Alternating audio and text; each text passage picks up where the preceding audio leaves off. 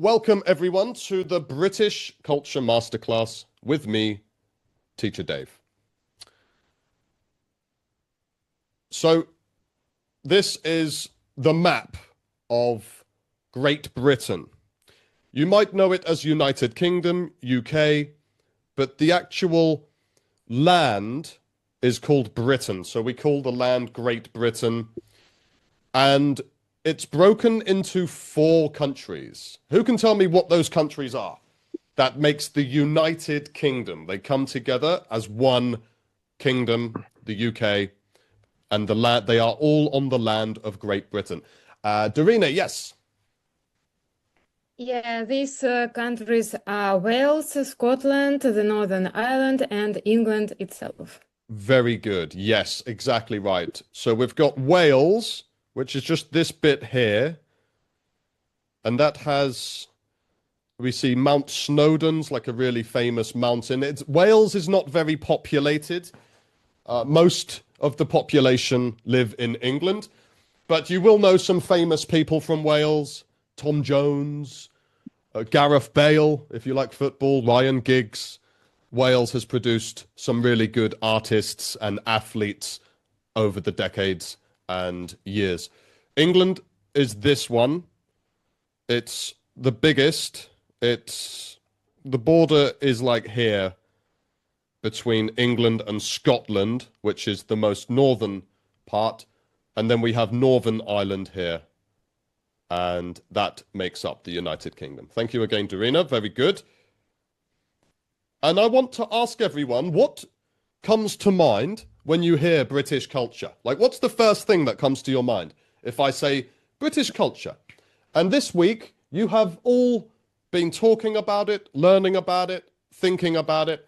So I'm interested to see what Yusuf, pubs and football, pretty spot on, yeah.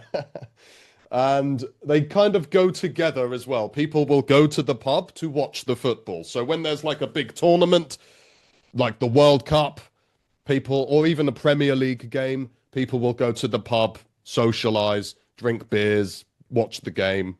Yeah. Monarchy, Arturo. Yeah, monarchy. Could you explain what is monarchy, Arturo? Well, monarchy is a political system that aggregates the nobility of UK, and they are not elected, but they get the power based on, how can I say, It's like hereditary. They inherit. yeah, heredity. Yeah, yeah. You're good. Exactly. Absolutely. Yeah, it's a system of government, really. Kings and queens, royal families. The monarchy still exists, but they don't really have any direct, like they do influence the government, but the government is separate. That's parliament, and the head of state is still the king or the queen. And I see Pavel put the queen. Yeah, I think the royal family, a lot of people around the world find it really interesting. Ties into Pedro's. He says posh. Posh, yeah, like the royal family, we would say they are very posh. The way they speak, the way they conduct themselves. Football and tea, yeah, absolutely. I'll go into that a bit later. I was about to say Lady Dorina. Lady Diana. Yeah, Lady Diana, she was the princess, very famous, and she was like really loved by the people. And like she was a lot more in touch with people. Like people would say that the royal family are quite out of touch with most of the people. They live in a very different world, very different environment. But like Lady Diana was very like, what's the word? Just like warm and personable. She would go out, she would go to hospitals and you know, like meet sick children and this kind of thing. And yeah, she was very loved. It was a big national tragedy when she died a few years ago. Tea, football, monarchy, Dorina, yep. Prince Andrew. when I said about the way that the royals conduct themselves, I think Prince Andrew is not a good example of that, and that's why there's a lot. Ex-Prince Andrew. Ex-Prince Andrew. Yeah, he's not Prince Andrew anymore, but there's a lot of people in the UK. I'll talk about that in a bit, so I won't say that now. But yeah, we can talk about that. And Berlin, Tatiana. Yeah, I know we've talked about this in our one-on-one before about Anne Boleyn. You find very interesting. She was one of the wives of Henry VIII, which I will also talk about a bit later. Hereditary, yeah. Literature, tea, weather, Olha, yeah, absolutely. Literature, weather, tea, I see is a big one. Tea with milk. Just to be specific, Michael, yeah, tea with milk. And Javaria says we do the same. Andrew, a soldier on a horse at the gate. Yeah, we call these like royal guards or Coldstream guards. In fact, I had a friend whose dad was one of those guys, and they're like really super regimented. Good. And the Beatles, Arturo, yeah, the music scene. Javaria, down to earth. Yeah, I think so. For the most part, British people are quite down to earth. She was common. Pedro talking about Diana. Yeah. Accident car or kill it, Michael. Yeah. Well, there's a lot of people think that the family killed Diana, that it wasn't an accident. Yeah, and if you look into that, there's a lot of weird things surrounding it. Pub, Hafiz, yeah, pub culture, very big. English breakfast, Hafiz, cricket, yeah. James Bond, awesome. Yeah, guys, you said a lot of really good stuff. So really, there's a mix of, we're talking about cultural things, sporting things, like literature, historic castles, Lucy. Yeah, there's lots of castles as well. And amazing. So I'm just going to debunk some myths that you might have. First one, everyone drinks tea. Not true. Tea is a big part of British culture, but to say that everyone drinks it and loves it is just not true. Like even me, I will drink tea, but I prefer coffee. It's not, I'm not like so bothered about tea, but I do know people who love tea. So there are people who have several cups of tea a day. But to say that it's a big part of British culture, I think even the whole idea of afternoon tea, I never did that. Like people see that as a kind of touristy thing. You might go to a nice park, have some tea with some biscuits. You can do that. But to say that most British people do that regularly, I think that's a bit of a stretch. It's always raining. Not true. It does have higher than average rainfall because of where it's located, and it's surrounded by the sea. But it's not always raining. In fact, I remember when I think back to the summertime in my childhood, very nice days, not ever too hot, but really just like blue skies, sun's out, people are happy. Of course, you do have rainy days as well, maybe more than in other parts of the world. But to say that it's always raining, I think is an exaggeration. The food is bad. Massively have to disagree with this one. Not really sure where this came from, but British food, maybe I'm biased. There's lots of really good food in the UK. And one thing I've noticed is the ingredients are excellent. So if you buy cheese, if you buy bread, if you get anything like that, it's always like fresh and locally sourced and grown. I think that's a big part that, especially living in China, where it's a bit more difficult for them to do this with so many people. So there's a lot of farms in the UK. You get a lot of freshly grown vegetables and fruits and things like that. So the food is actually very good. There's lots of nice foods. Some you might like, some you might not like. But I think this is a common myth. People are snobs. What does that mean, snob? Does anyone know the meaning?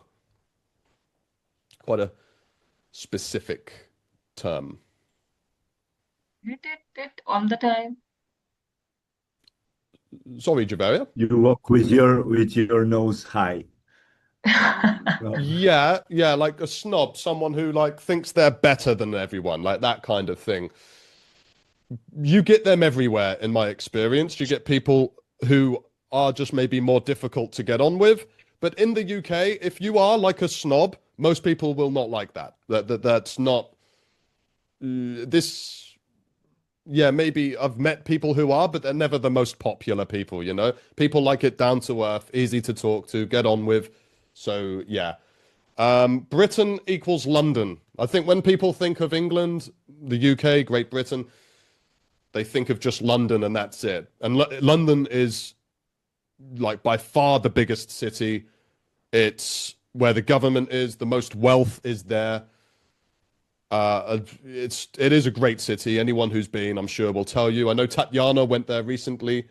Tatiana, you had a good time, didn't you, in London?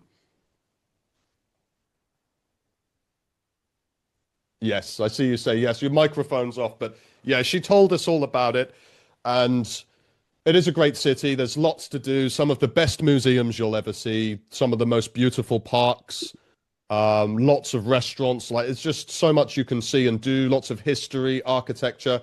But there are lots of amazing towns and cities around the UK that I would highly recommend you go to for different things. Yeah, Pedro.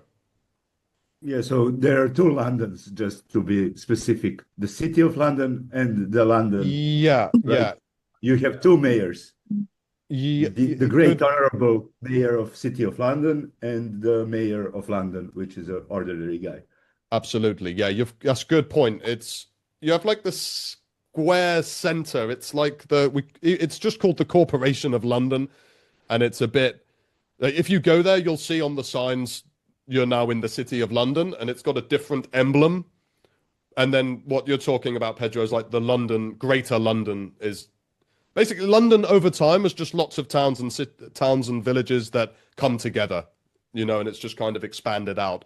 Yeah, but you've got the center of London, and then you've got like London itself, the bigger.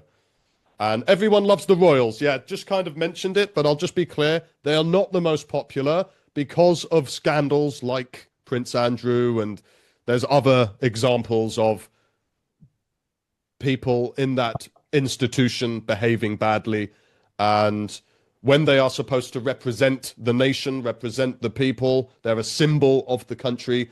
When they act like that, it outrages people because they spend money, the taxpayer money will sustain them, let them live that lifestyle. And people are very divided about the royals. Yeah, so interesting, but not everyone loves the royal family. Although if you go to London, Buckingham Palace, where the king lives, you can actually go in there, which is kind of cool. You can do a tour of it. But outside, when they do the guard change with the red coats and the big hats, like Andre said, so many tourists, so many people taking pictures. It's really famous. So I know around the world, people find it very interesting. Now, modern life didn't happen by accident. Like I'll go into a bit of the history now, and it shaped Great Britain as we know it today. It began in Britain, really. The modern world as we know it really started in Britain. I mean, there's lots of different influences, but when we talk about modernization, I think Britain was where it started. So things like factories, railways, mass production, global trade, modern cities, they all spread from the UK to the rest of the world. So you see a lot of that in the UK. You can go to old factories, you can see the first railways, and it is really interesting if you're interested in this because it's massively changed how people everywhere live their lives. The Industrial Revolution, massive part of British and world history, but this was really when people stopped making everything by hand and started using machines to do that. And from this, so many inventions and so many things changed so fast. It happened in the late 1700s, and for the first time, machines started doing the work. production. You could make things so much faster and cheaper. People moved from farms to cities, and the cities started growing. They became manufacturing hubs, and modern industry was born. And this transformed every country around the world that followed. So it was we call it a revolution. There have not been many revolutions on a global scale. I think if you read the book Sapiens that talks about the three big revolutions was the farming when basically agriculture started, currency when people started using coins for money, and the Industrial Revolution.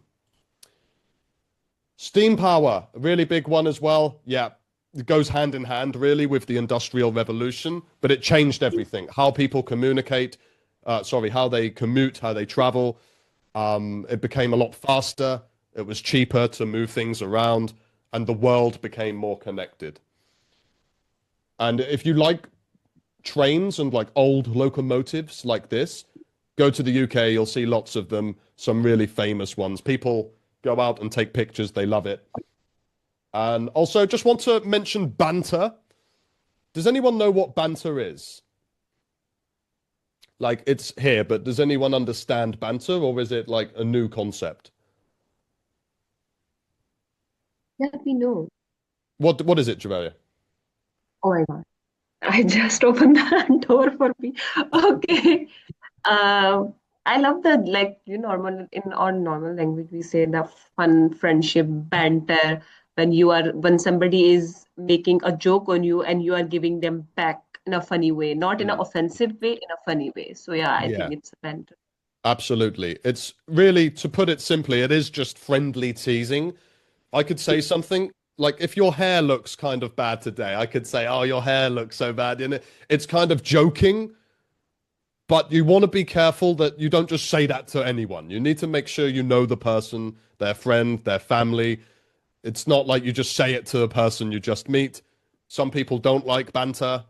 And actually, when someone doesn't like banter, people just give them more banter. So it's kind of funny. You see that a lot. But it's just teasing. It's just having lighthearted, not taking things too seriously.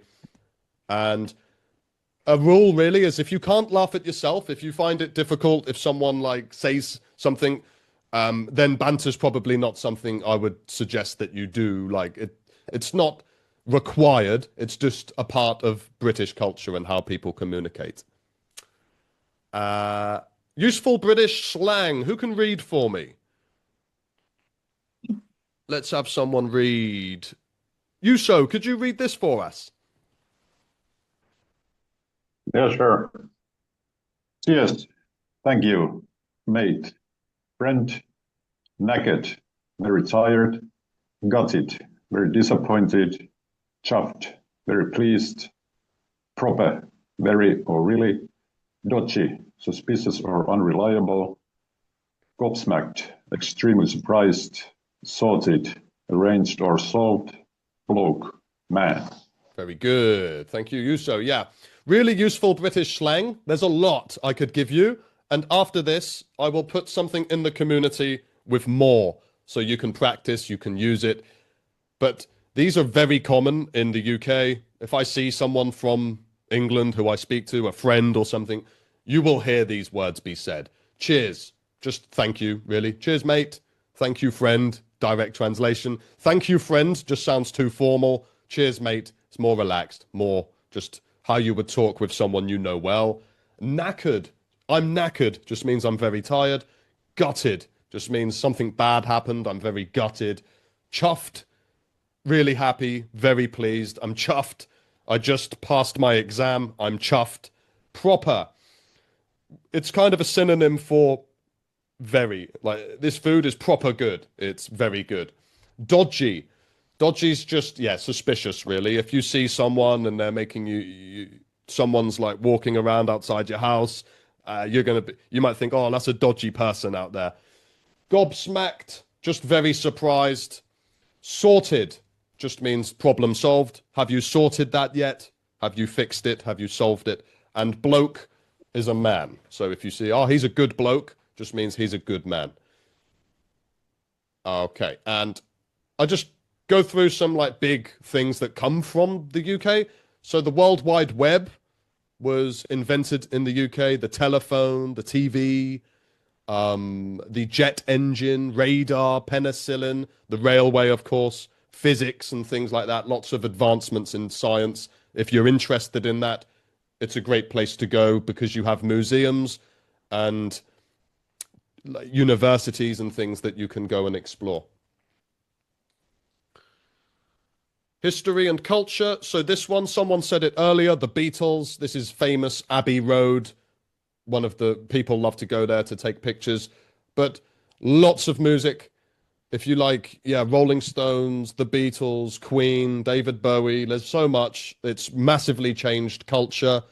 And I know even today, Ed Sheeran, like there's a lot of like modern ones that I know some of you guys like.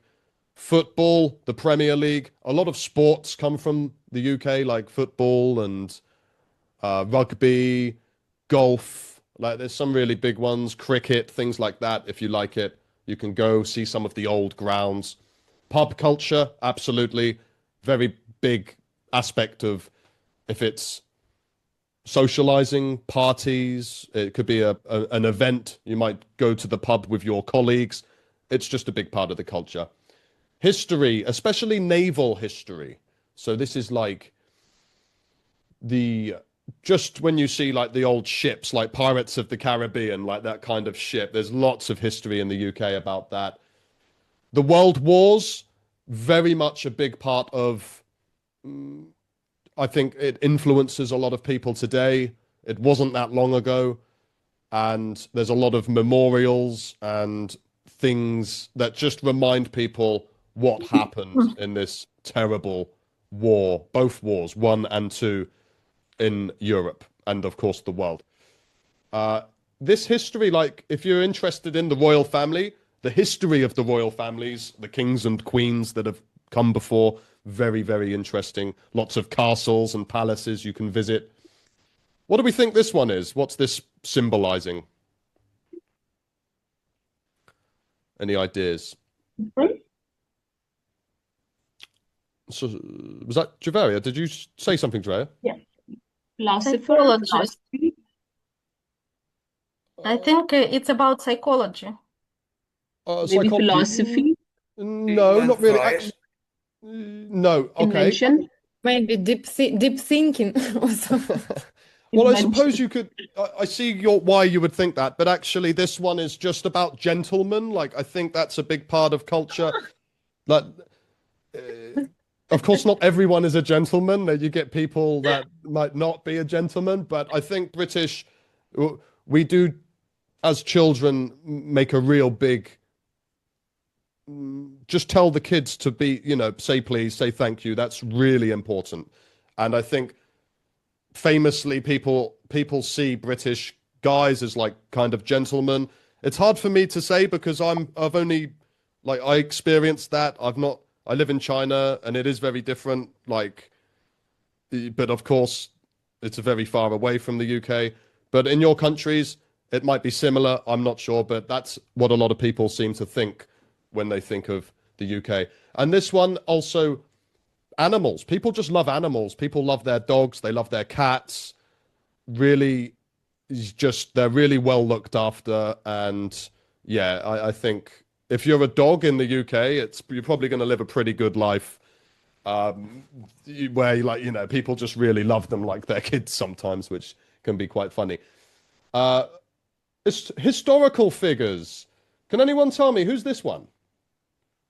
Winston Churchill. Yeah, Churchill. Churchill. And what do we know about Churchill? A former is prime Right there minister on the ground. Yeah, during the World War II. yeah, exactly. He was the prime minister during World War II, very famous. You can even listen to some of the radio speeches from World War II, where the whole country would listen to the radio. There wasn't really TVs back then. And you can listen to the speeches, and it's actually sends shivers down you to listen to this, because at that time, it was very uncertain. And he was just like, we're not going to stop fighting. And even if even if it means we get destroyed. And basically, following the World War I and World War II, the British Empire just kind of fell away. They basically sacrificed that for what happened across Europe. And that's still very much a big part of what is taught and reflected in the country. What about this guy? Who does anyone know who this is? Turing. Alan Turing. Very good. Turing, Alan yeah. Turing. Yeah. Yeah, absolutely. I see Pedro Arturo straight away there. Pedro, what do you know about Turing? Well, he was the guy who cracked the Enigma code and who created basically the first computer, we can say it. Although the first computer was created a bit earlier, but this was like the first modern computer. Yeah, pretty Indeed, much. he broke. Sorry. Sorry, Arturo. Yes, sir. No, I would say that he indeed broke the Enigma code. So the Nazi Germany complex communication system that they used to during the Second World War to Exactly. change strategic communication. But he could broken the Enigma code, and of course that helped the Allied forces to win the World War II.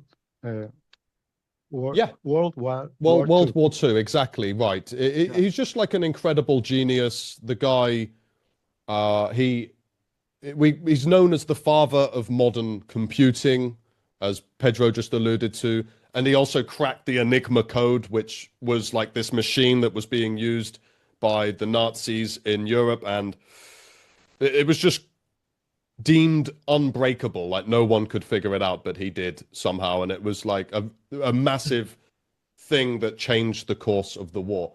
And Andre, unfortunately, died unrecognized and actually Yeah. committed suicide. Yeah, it's a very sad story actually of his life and how he was treated. And if there's a really good movie with Benedict Cumberbatch called what is it called? Is it Imitation called Game. Yes, Imitation Game. The Imitation Game, exactly. Very good film, guys, if you're interested in his story. Excellent actor in Benedict Cumberbatch. And I think, yeah, it's actually how I learned more about him, because I didn't really know who he was before that, which I'm ashamed to say because he was such a big figure. Andrew, yes. Yes, about fact enigma.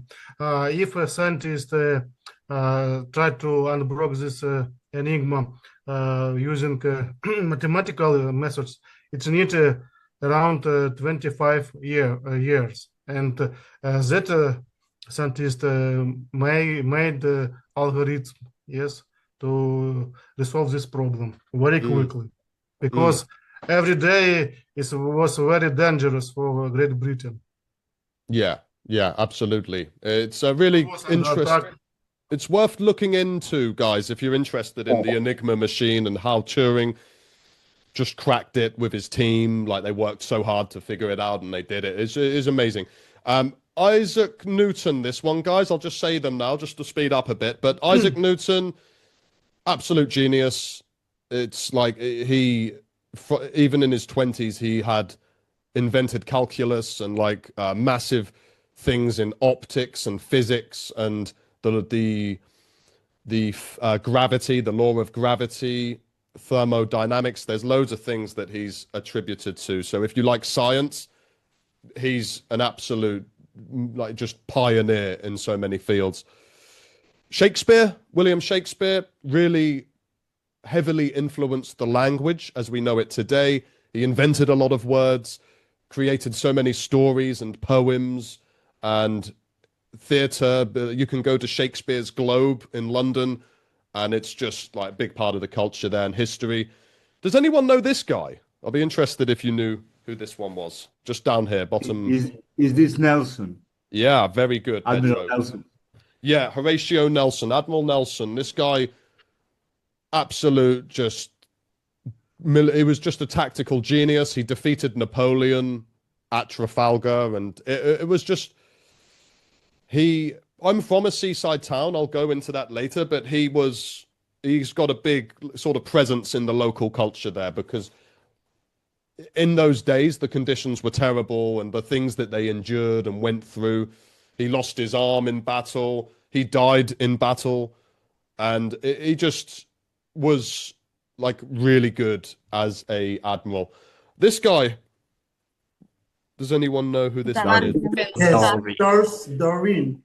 Charles Darwin, very good. Yeah, theory of evolution, like biology, the on the origins of species. I think I have it somewhere.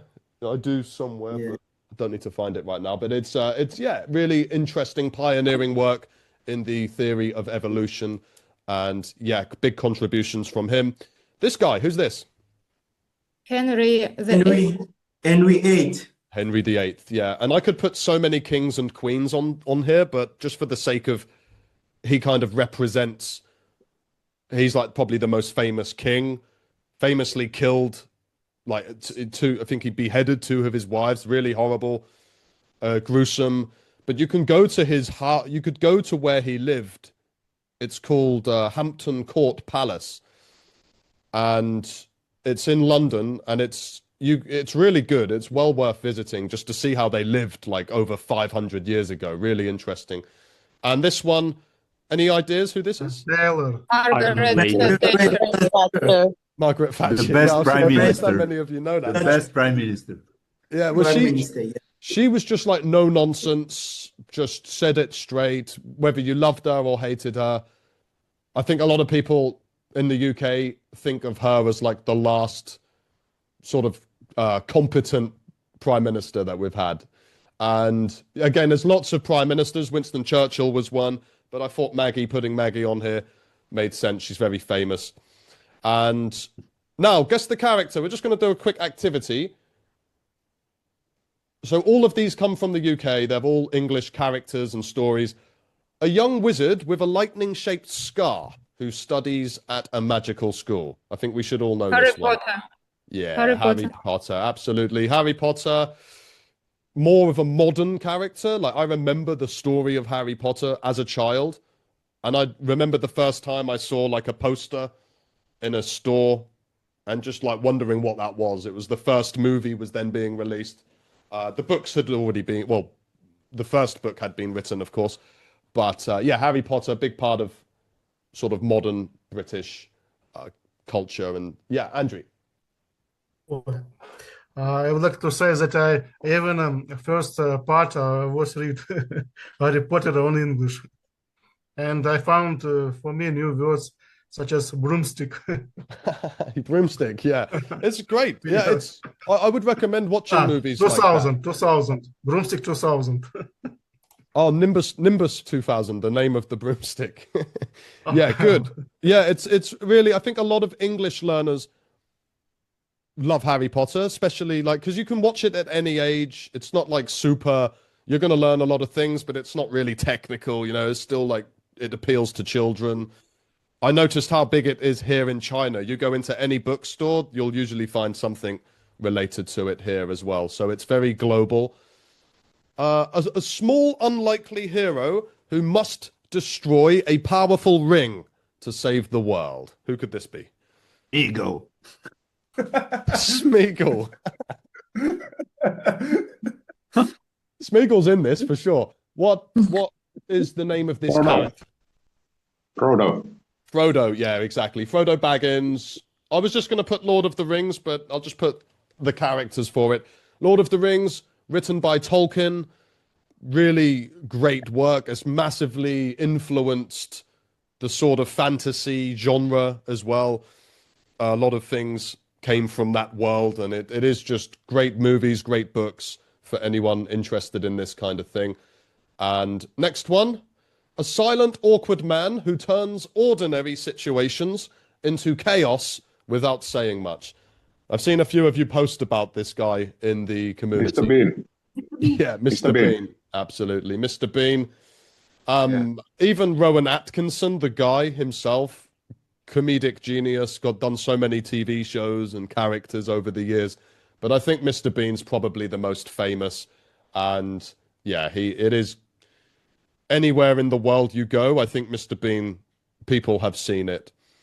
A polite bear from Peru who wears a blue coat and loves marmalade sandwiches. Paddington. Paddington, yeah, very good. Dorina, yeah, it's Paddington. And yeah, I knew who Paddington was in the UK, but it was recently when they've made the movies, I've seen it just explode. But here in China, he's very popular. Almost feel like he's more popular here than in the UK. But like my wife loves him. She thinks he's super cute. You can go to Paddington Station in London that he's named after, and there's like a statue of him there. You can take pictures with it, and I've got it on my phone, I think, so I could share that later. Remind me if I forget. But yeah, Paddington. What about this one? A stylish British spy known as Agent 007. I think a lot of you will know this. James Bond. James Of Bond. course, James Bond. Yeah.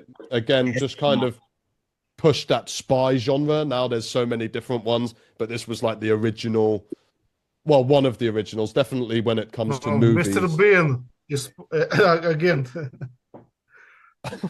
Mr. Bean. Oh, you mean Have you seen the movie Johnny English? when Mr. Bean was a spy agent? Yeah, well, it's the character's called Johnny English. I know who you mean. Yeah, the movies are quite funny, aren't they? Good, yeah, absolutely. That's Rowan Atkinson again.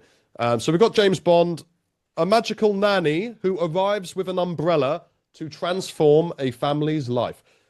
Mary Poppins. Oh, wow. Okay. I wasn't sure if anyone would know this one, but yeah, Mary Poppins.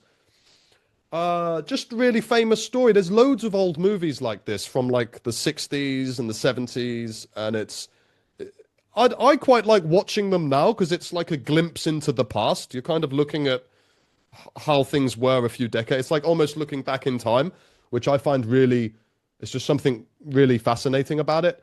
But the story Mary Poppins, yeah, really famous. Every kid in the UK has probably watched it, or most of them. And we all know that a spoonful of sugar makes the medicine go down. Yeah, a spoonful of sugar makes the medicine go down. Yeah, and they have like the picnic or the lunch on the ceiling and things like that. Lots of really famous scenes. It's a musical. Yeah, lots of famous songs from it. A gentle bear who loves honey and lives in the 100-acre wood. Winnie the Pooh. Yeah, Winnie the Pooh, exactly. And again, I'm only limiting it to 8. There's so many characters like that are written in stories, books, in cartoons and things. And yeah, Winnie the Pooh is just a really famous one. And a brilliant detective who solves crimes using logic and observation. Sherlock Holmes. Very good. Dorina, getting loads of these. Yeah, it's Sherlock. Sherlock Holmes. You can read the books like Conan Doyle. It's just, they're really well written stories. And yeah, they've now been adapted into TV shows and movies. But yeah, big one there. So good. I think I'll just talk a little bit now about my experience, and then I'll let some of you guys ask some questions, because a lot of the stuff you've already discussed this week, so I don't need to repeat everything. But I'll just run you just a quick overview of like my life, my childhood, and then you can just ask questions if you have any. So I'm from a town called Great Yarmouth, and it's just on the east coast here. It's a seaside town, very great in the summer and really not that great in the winter, because it's by the North Sea, which is one of the roughest seas in the world. We get a lot of wind, but it's a very nice town, I think, in the summer. And yeah, people come for the beach. It was once a thriving seaside town, but in recent years, it's become more affordable for people to go on holiday to like Spain, Portugal, Greece, Turkey. So people tend to go to those places if they want the beach. And you can kind of see that now in the tourist. It was once booming. The beaches would be completely full, and now you still get a lot of visitors, but not anything like it used to be. And I think that's kind of reflected in the attitude of the town. It's also, the reason it's called Great is because of the contributions to keep the Spanish out during a war like hundreds of years ago, because they would send ships. And Yarmouth, really, the River Yare goes through it. So it's the mouth of the River Yare. The mouth just means where it enters the sea. So Great Yarmouth, that's my hometown. And this is me as a baby teacher Dave. And I was born in 1995. In the 90s, I have very fond memories of just childhood in the UK. I remember it was just a really good time.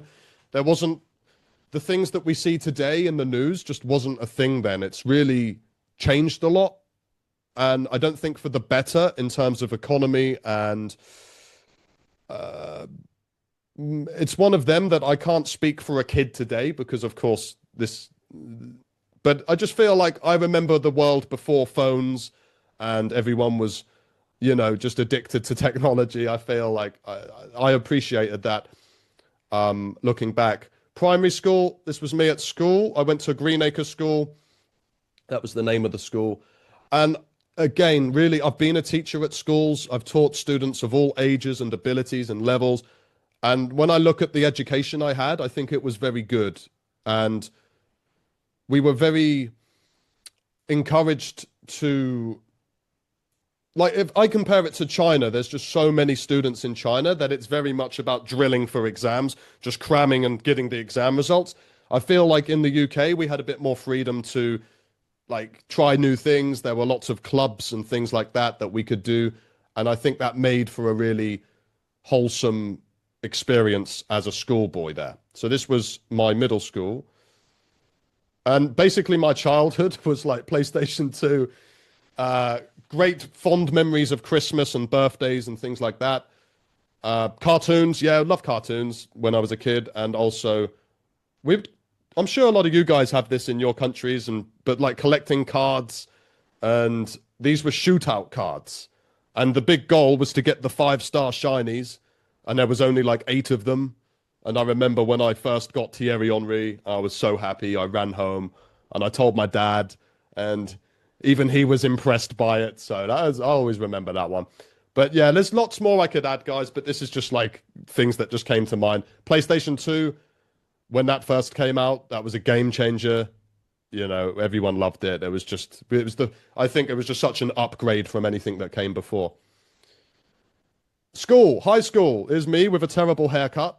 And actually, I did mention earlier that one of my friend's dads were in the Coldstream Guards with the big hats. That was my friend Ricky here. And these were both 2 of my best friends. And yeah, if I go back to the UK, I'll still see Ricky as well. And yeah, high school, very different.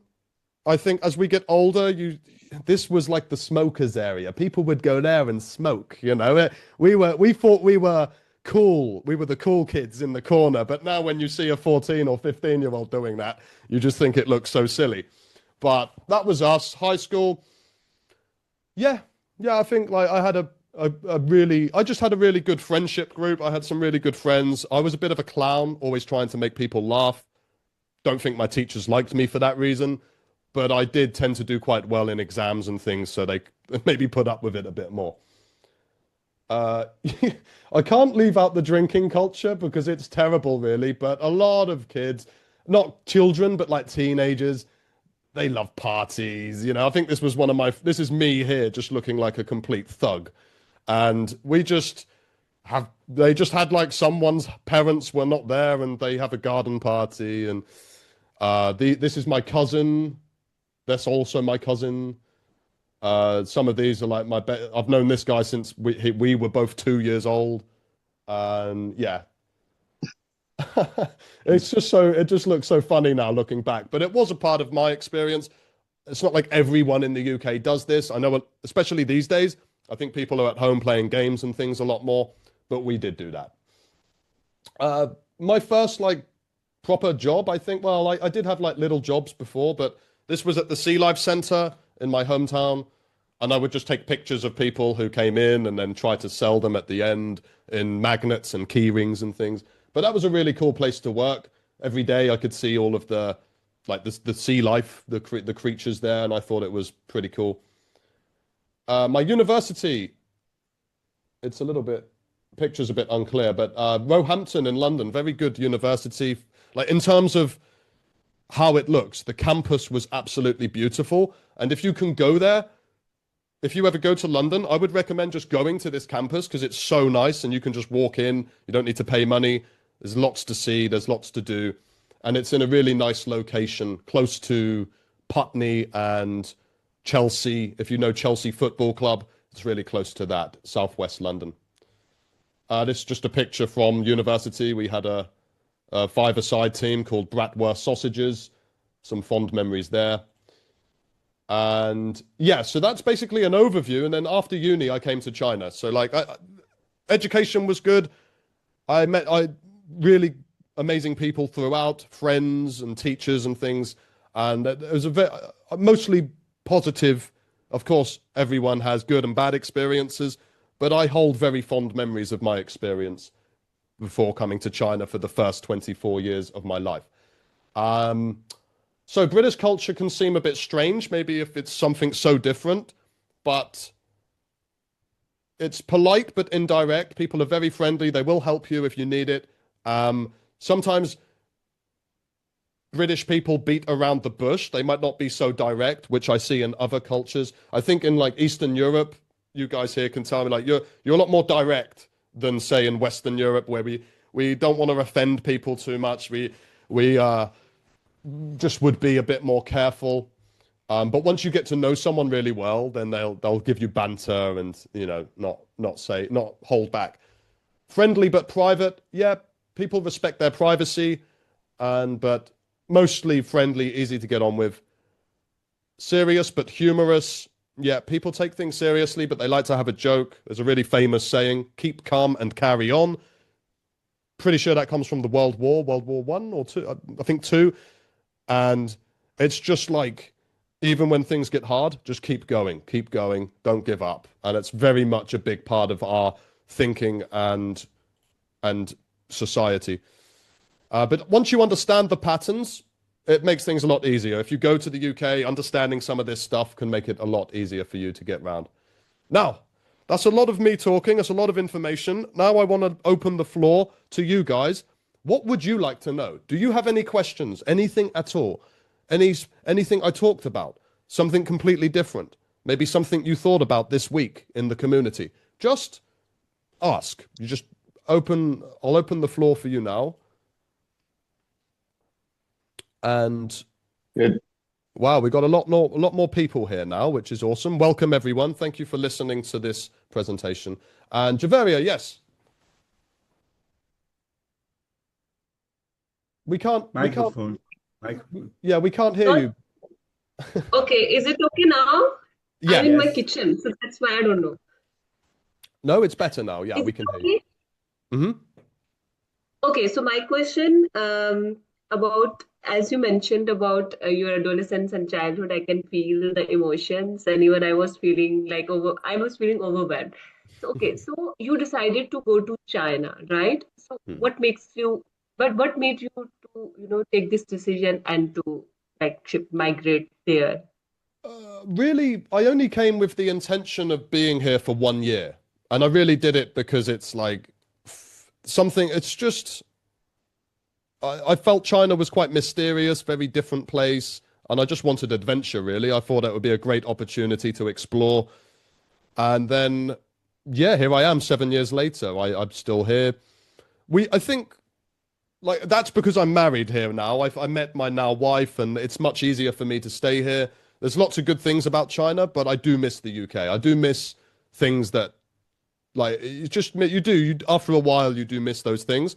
But maybe we'll go back in the future. But right now, we'll probably be here for another 2 to 3 years at least. Yeah. Pedro. Yeah, I want to ask you, you obviously speak very, let's say, correct English, but you know shows like Little Britain or Only Fools and Horses. Have you ever encountered with people who speak like Vicky Pollard, or in that in that way that even a British person wouldn't understand a person? Well, she's obviously exaggerated. She's like, yeah, but no, but yeah, but no, but, and then just blah, blah, blah, blah.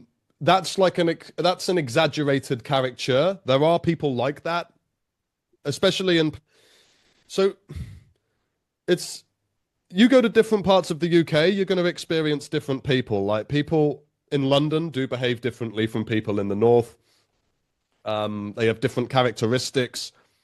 Vicky Pollard is like Essex. That's like Essex, just outside of London, and they're stereotypically seen as like the dumb people of the UK. Of course, there are lots of people from there who are not dumb, but that's just the stereotype. I love Only Fools and Horses, Pedro. I was going to actually mention that, but I think you might be the only guy that actually knows what that is here. Maybe a great TV show, really funny, and that's the Cockney accent, which is London, and you do meet guys who or girls who speak like that. Yeah. Any other questions? Yeah, Yuso. Yeah, you spoke about the royal family and the monarchy and how it faces a lot of criticism. So do you think there's a possibility that it will be abolished in the future at some point? There's always a possibility, and there's people talk about that. There's a lot of talks that and again, it's just speculation that it could end in the next few years. That might happen, but whether it does, I just don't know.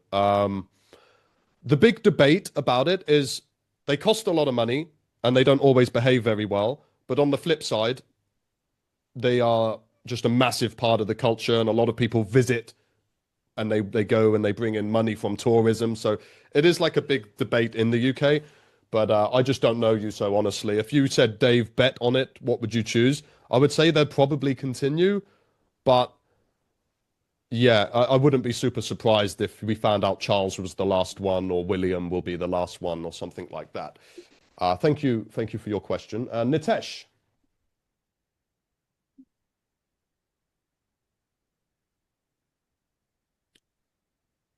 Nitesh.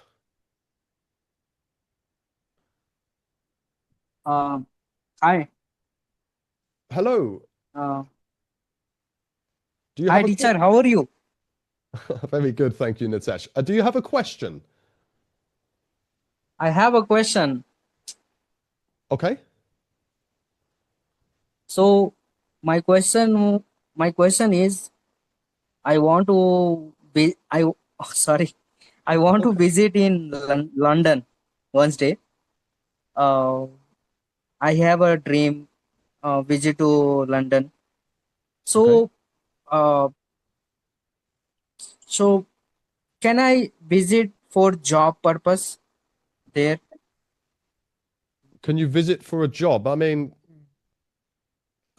if you went there on holiday and you applied for a job, I think to find a job that you need to have like an address and a bank account and things like that.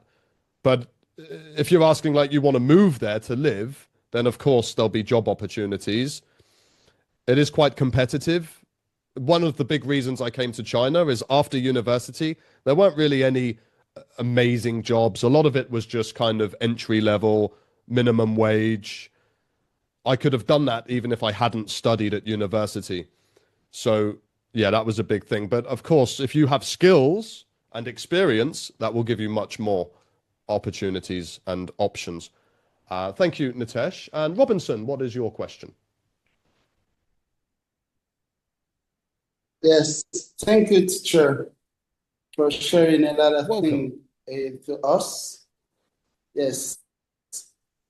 My question is, if you're a fan of football, soccer, what's your favorite club? My favorite club, I did mention earlier about Thierry Henry, the card, the 5-star shiny. Arsenal was my favorite team growing up, but my local team was Norwich City, like the closest big club. It's just 20 miles away from my hometown, and I always wanted them to do well because it's like the local support. So Arsenal and Norwich, really. But Arsenal, I actually worked at the Arsenal stadium while studying at uni, and I loved that. Like I really went out of my way to do that job, and it was really cool to work there on match day. You're just the atmosphere, so electric. And I did a few stadiums in London, which again, if you love sports, there's lots you can do on that. Thank you, Robinson. And Andrew. Yes, I would like to ask. So Great Britain have four regions. I mean, Ireland, Scottish, Wales, and Great Britain. There is a different English. I mean pronunciation. I have had experience, and I was spoke with a student from Ireland. It was crazy because pop up, up, up. There was some different pronunciation on the same words. Accents, So we yeah. have some problems. Even English people will struggle to understand Scottish people sometimes because the accent can be so strong. It's the same language, it's all English, but they might just use... if you find the Geordie accent, people in Newcastle, it's really like a mix of Scottish and English together because they're so close to Scotland. And they will just use their own words like pet. Like, how you doing, pet? I wouldn't say that, but I understand it. Pet's just like love or friend or mate or something, you know? So there's lots of localized slang words. You can learn them, and it will be, if you went there and you said that to them, they'd probably really like it, just because it's not something they experience a lot, but you don't need to. It's all English. The way you speak it, they would understand perfectly well. And thank you for your question. And Dorina. Thanks a lot, teacher, for this interesting journey on British culture. And my question is about the tradition of knighting. So that even nowadays, we know that not long ago, David Beckham, he became a knight. And what do you think? Is it a necessary tradition or it's something outdated nowadays? And do they really deserve to be a knights nowadays in our modern society? Do we need these knights? It's a good question. I don't really know what the role entails. Like, I don't know if they have to do anything. Of course, it's not like a knight in the traditional sense where you would fight on a horse like that. They really, I'm sure there are people who have been given knighthoods, and I can think of some examples who were like not good people and things were exposed. Jimmy Savile, a really, really big one. Sir Jimmy Savile, guy was absolute psycho. But for the most part, a lot of them just have really big contributions to sports, to art, to science, and anything like that, really. So they get offered the knighthood. You've got OBE, which is Order of the British Empire, and MBE, which is Member of the British Empire. I'm not sure which one's the better one. There's one that's like higher ranked. But you can check it out. But yeah, there are lots. Basically, if someone gets a knighthood, they will be called Sir. So now Sir David Beckham, or if it's a woman, Lady. So we call you Lady Dorina, don't we? So it's like we do that, but that comes from British culture there. And great question. And Arturo, yes.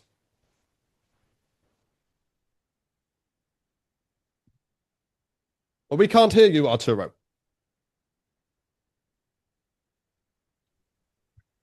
Sorry, was mute. It's okay. Teacher, thank you. You as a citizen of UK, I want to know your opinion. If it was good for that the UK left the European Union. That's a really good question, and it's really divided in the UK. Some people will say, no, it was a bad thing. Some people say it was a good thing. Back then and still to this day, think it was better. I just believe more in localized governments, and I think that the nation should be able to make the decisions themselves. But there were some really good aspects of the EU, like the traveling without visas and of course with trade and stuff. So I think immediately it had a negative effect, but in the long run, that's what the people wanted. They wanted more control over what happens in the country. They didn't want bureaucrats in Brussels and in Europe making those decisions. So that's kind of my answer, but I see pros and cons to both. I don't think one was just so good and one was so bad. It was a really complex situation, and still to this day, it's not completely transitioned. Yeah. Thank you. Good question though, Artur. Yeah, I like that one because I know even in China, people will talk about Brexit to me. That it made real big news. And yes, Pedro. Dennis actually has a question, but he cannot raise the hand, so I raised for Oh, him. okay. Yeah, I see. Dennis. Thank you, Pedro. Dennis, yes. Yeah, I wanted to ask a question. What do you think, what culture has contributed to shaping English culture the most? That's a good question. I think it's really a mix. Romans, the French, it's just like England has just had so many over the years. And that's another amazing thing about if you go to one town, it could be a Roman town. It will have like a Roman kind of name. You'll see Roman buildings sometimes, but then you might have a Viking one, or you might have a Saxon. So like, basically, I would say that it's hard to say just one, but I think a mix of like the Romans and the Saxons, which came from the north, and the English people are called Anglo-Saxons. That's like the ethnicity, the Anglo-Saxon people. And so it kind of says in the name Saxon, I would say. But there's influences from lots of different cultures. Good question. And yes, see Motorola.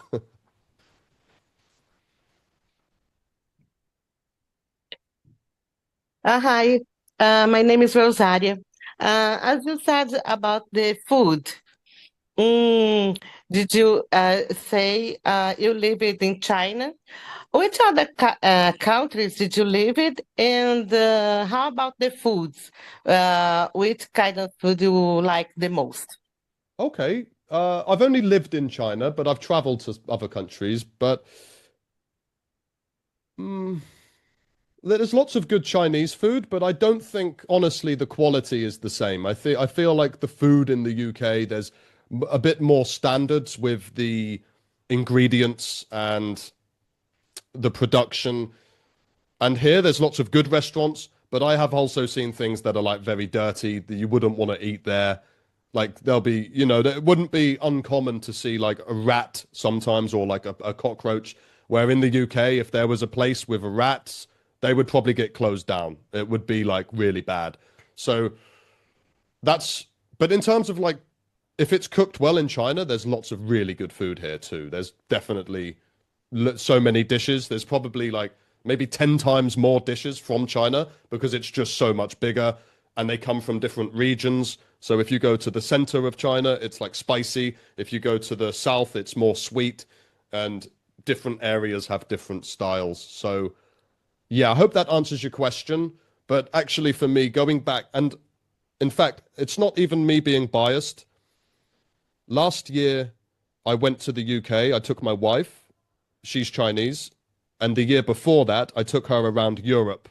We went to France, Austria, Italy, and she said that British food was the best of them all. And she just said like it was just, and I'm not saying that there's not good food in Italy. I think maybe the restaurants we just went to weren't that good. They were in touristy places. I get that. I love Italian food. But yeah, just something about the quality. It is very good. Any other questions, guys? Yeah, Yuso. I will just say, guys, it is overtime, so if anyone needs to leave, I see a few people have, that's okay. But if you want to stay, of course, we'll continue until there are no more questions. Yeah, Yuso. Yeah, thank you. So what do you think is the most common the biggest misconception people have about the UK or the people there? Or maybe some kind of a cultural trait that exists, but do you think that it's probably a little exaggerated somehow? I think it's been quite popularized around the world, especially in recent years, that the British were like really terrible and that colonialism, and there's bad things happened. The world was a very different place, and everywhere things were different. But I think that you don't really hear about how it was Britain that abolished slavery, that they almost crippled the country's economy to stop slavery. And there's a lot of good things and like Magna Carta and things that they've contributed to the systems that we have today. So I think that's quite a common thing. I see that. But of course, it was the biggest empire, and when you have an empire like that, it's not always done nicely, is it? And I think that can be, it can be like makes people kind of have a negative impression of the history there. So I think that that would be the first thing that comes to mind, Yuso. But if you asked a different British person, they might say something completely different. That's just my experience. And yeah, any more, guys? Any questions? Yeah, can I ask another one? Yeah, of course. Yeah, do you think English culture has impacted other, I mean, cultures of colonies like the US and the British Indian culture? Is that what's Yeah. the question, Dennis? Yeah. Do you think like has British culture affected a lot that cultures of colonies?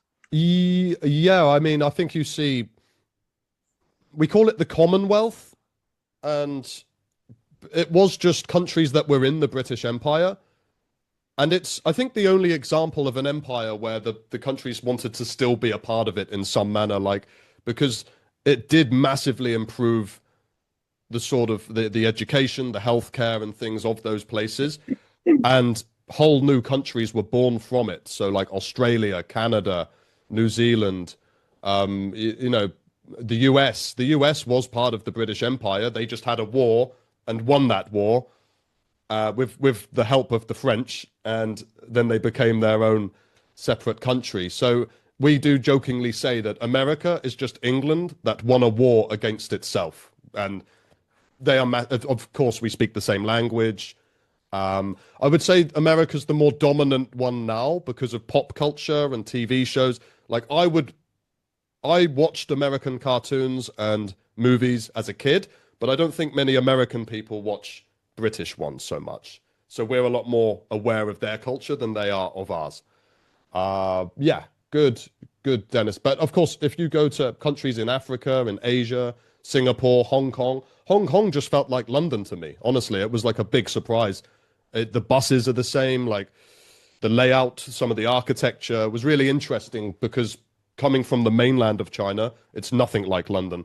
Going to Hong Kong, it had that energy about it. So a lot of these places massively influenced. Good. Any more questions, guys? I see Robinson's just left as well. Okay, right. He's about to take the picture. I love it. I was just waiting for it, Javeria. Yeah, we're going to get the picture. I will post the picture and the recording. And if anyone has any further questions later that you can't think of now, just ask anything. Nothing is off the cards. Just anything you're interested in, I'll be happy to answer. And I hope if you haven't already, you can go to the UK, experience it, show off your English skills, and yeah, you'll do great. Well, and look at Pedro yeah. looking particularly beautiful. Robinson, welcome back. Yes, Andrew. Well, the last question. I like cooking. So, what is your country? Yes, Great Britain, very famous traditional foods. There are lots of foods. Like no, one special or maybe two special. For example, in my country, we have couple very special. Yes, in every country have some special foods. For example, yes, when you make and you can show to another. Would you like me to share some pictures? Yes, you. I can put them in the community. Yeah, but okay. A lot of them you already know. Yeah, Sunday roast, Tatiana, love them. Fish and chips. Everyone says fish and chips, but I think it's more common just to eat the chips. People don't usually get the fish and the chips together. I mean traditional, maybe all traditional foods, for example. Okay, I'll make a note of it, Andrew. For the sake of time, I'll do that later. But yeah, traditional foods, I can put some recommendations in the Javeria's fasting. So stop teasing Javaria, Andre. Now, right, let's get a picture, guys, on the count of 3. Oh, I just took one there. Right, let's get one. Poses all round. Let's go. 1, 2, 3. Love it. Looking good. Robinson giving us a bit of a dance there as well, I see. Great stuff. Everyone, really appreciate having you here. I actually really enjoyed giving that. It's nice to, it's also, I live so far from it. It, you know, brings back like fond memories and things. And yeah, I'll put this in the community. I hope you all have a great rest of your weekend. And I look forward to seeing you all again very soon. Take care now, everyone. And goodbye. Thank you very much. Thank you, Bye-bye. teacher. Bye-bye. Thank Thank you, you, guys. guys. Bye, everyone.